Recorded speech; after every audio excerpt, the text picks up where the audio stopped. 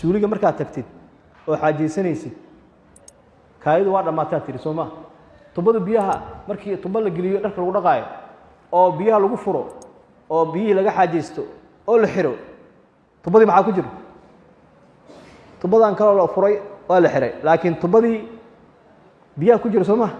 waxa la rabaa marka hadii la duubaayo in biyaha laga saaro waayo tubada biyaha laga saaro markii biyaha laga saaro way hadii sida loo duubo biyo daadinay Soomaa waa kaadisay tubada biyaha ku jiro madaxa ka dhaq oo istaag tubada biyaha ku jira soo daadanay maradaad waa nijaas weeysi eber salaad eber cadaab aakhira ka iimaanay cadaab qabri waxa la rabaa qofka fiqiga aad looga sheekeeyaa masaa'ishaas istibraa qofka inuu sameeyo waa kaadisay kaayadu waa ka dhamaatay laba sifa la rabaa ragga iyo dumarka labaduba sifada koowaad maxay tahay oo ragga laga rabo qofka inuu dhaho waxaan aariyada afka ka soo baxayso jirka ana xukunto marka tiraad wixii tubada ku jira waa baxayaan qaybta hoose oo tubadane fartaada si sahlan oo si tartiib ah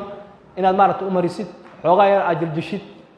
marka tiraad alaab ka baxaysa ba arkay indhaha ku arkay dhalinyarada maxaa loo badan yahay shalab ku shubbiyaha ka soco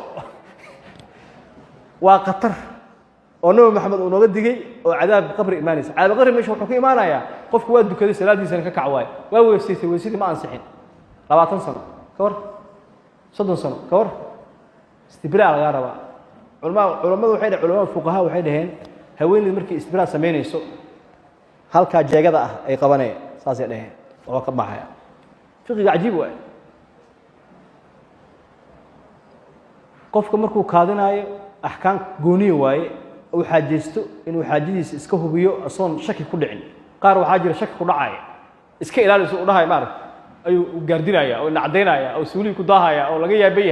waxa ku dhacay waxba yimid sheedaan ku soo diraa maasid waxba yimid haddana wax kale yimid istibraa sameeyaa lagu yiri inta barta tubada wixii ku jira marka tira waa baxayaan xogaa marka jishana waa sii bixin inta marka ku dadaasho oo soo xaajeysato adoo weysaysanaya shakis fiiriya daawal raamid adoo weysaysanaya shakisay nabiga alayhi salaatu wasalaam qofka marada kor u qaato biyaha qaato shafa ku siiyo shakiya meesha ka baxay خلاص nabiga loo tilmaamay laakiin markasta waxa laga rabaa degdega aswiriga uga soo baxay sida oo adoo xaajadaadii si fiican iska ilaali adoo hubsan hadii kale cadaab qabriga ka iimaanay